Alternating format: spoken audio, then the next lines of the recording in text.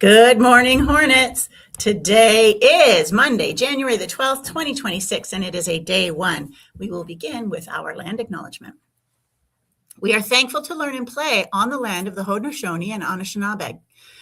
This land is part of the Huron Tract and Saugeen treaties. At our school, we learn from the past and care for one another today. The Anishinaabe people share the 7 grandfather teachings to guide how we and they live. One of these teachings is wisdom. Wisdom is represented by the beaver. The beaver teaches us to think before we act and to use our learning to help others. Wisdom means making good choices and learning from our experiences. We promise to listen, keep learning, and use our knowledge to care for our school and the land. Hornets, please prepare for the national anthem by standing tall, removing any hats or hoodies, and we will remain in place following our national anthem for a moment of silent reflection or gratitude. And we're going to get started now.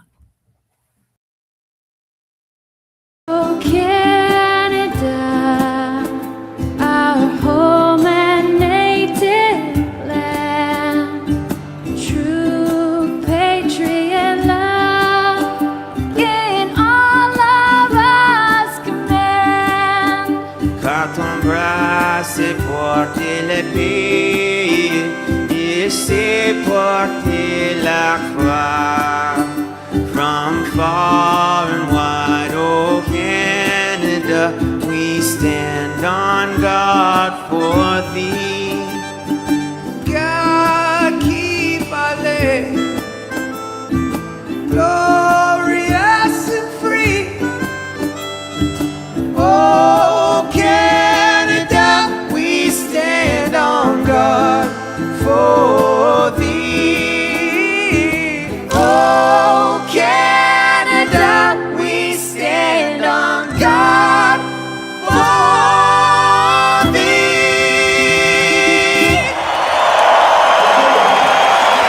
At Air Canada Centre in downtown Toronto tonight, Canada can celebrate its dominance of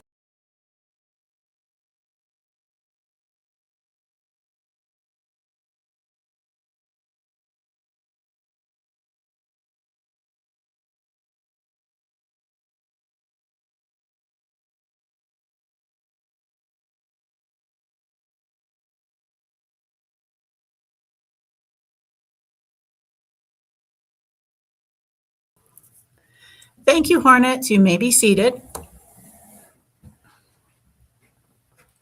Our weekly affirmation is, I am fortunate to be in school.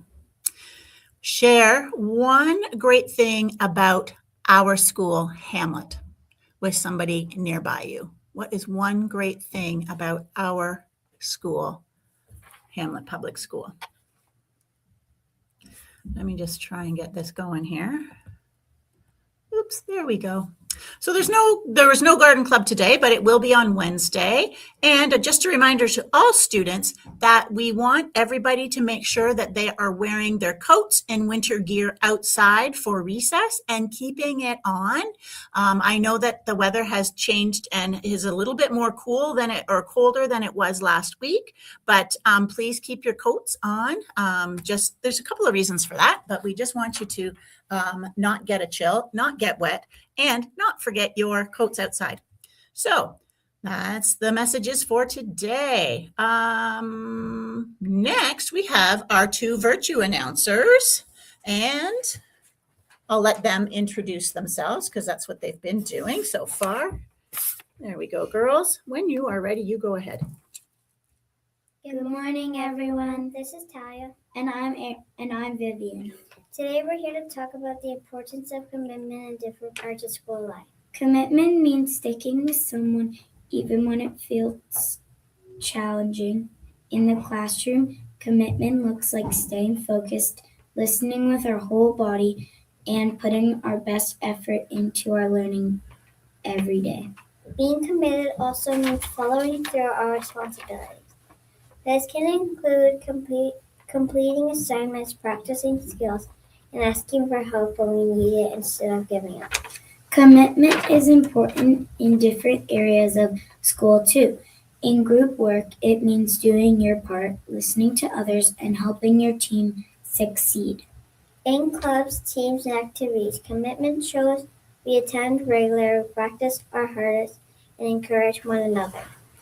When we are committed, we build good habits, confidence, and pride in our work. Let's challenge ourselves to show commitment in our learning, our activities, and how we support one another at school. Have a great day, Hornets. Another great message, as always, girls. So what really stuck out to me is that just in thinking about my conversations with different staff members this morning around commitment, around learning. Learning is something that we actively do. It's not something that happens to us where we just sit and all this information goes in. It's when you're committed to your own learning and want to learn something. So you're working hard and are committed to learning. So that's a really good message, because we can't just sit back and let learning happen. We need to get involved in our learning. So that takes commitment. So thank you again for another great message. You're welcome to stay up here with me, or you can go backstage, whatever you're happy with. We are also committed to the Hamlet Plan, where we are where we're expected to be, do what we're expected to do. The biggest commitment we need to make is to keep our hands, feet, and other objects to ourselves. And we also really need to commit to being kind, so that this is a place of learning that everybody loves to come to. We know all about snow safety, but I just want to remind you that we need to be safe in the snow. Please don't throw it or take it from others. Don't do flips in it and tunnel underneath big, heavy pieces of snow. And don't push people or jump on people. Those are all things that we can't do. Just a reminder that our climber is closed. It's all about safety, my friends. Pretty boring, this one. No birthdays today. What a bummer. But hopefully we'll have birthdays coming up soon. And now it's time for our zones check-in. And let's just stop and pause and notice any body signals we're feeling, any emotions that go along with that, and then try to determine what zone you're in. And we always start that pause with a great big deep breath. So let's do that now.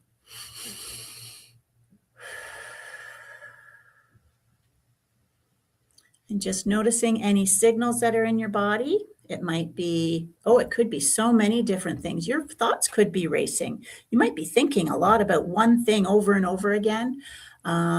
Sometimes you get signals. I was just telling the girls before we started that I was doing some strategies, some breathing strategies, because my signal was a tightness in my chest because it's been a busy, busy morning. So I knew that I needed to use some strategies. And because in the end, I was a little bit in the yellow zone this morning. That's okay. That's just part of living and being a leader in my space. And so once you know your zone you're in, you can choose the strategies that work for you. And a lot of you have been building your toolboxes, and I think that's great. So if you know what zone you're in, then you could look to your toolbox and think, of these tools that I have listed here, what tool is going to be the best for me? Last week, we started to talk a little bit about this idea of stop, opt, and go.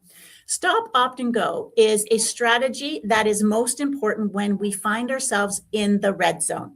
Because we know, if you've ever been in the red zone, and we all have been, when we're in the red zone, we do things without thinking. It might be screaming and yelling. It might be being unkind to somebody. It might be hurting somebody or yourself.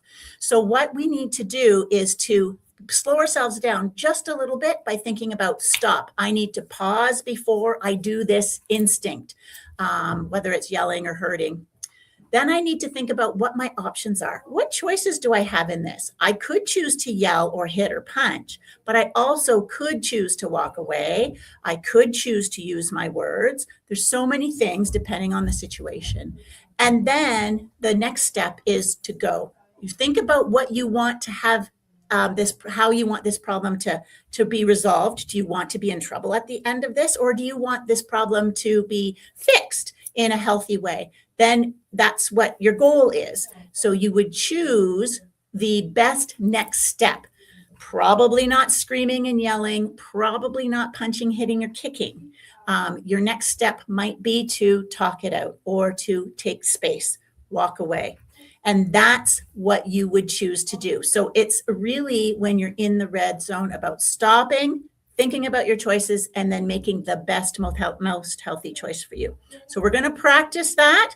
If you find yourself in the red zone, you could get an adult to help you with that.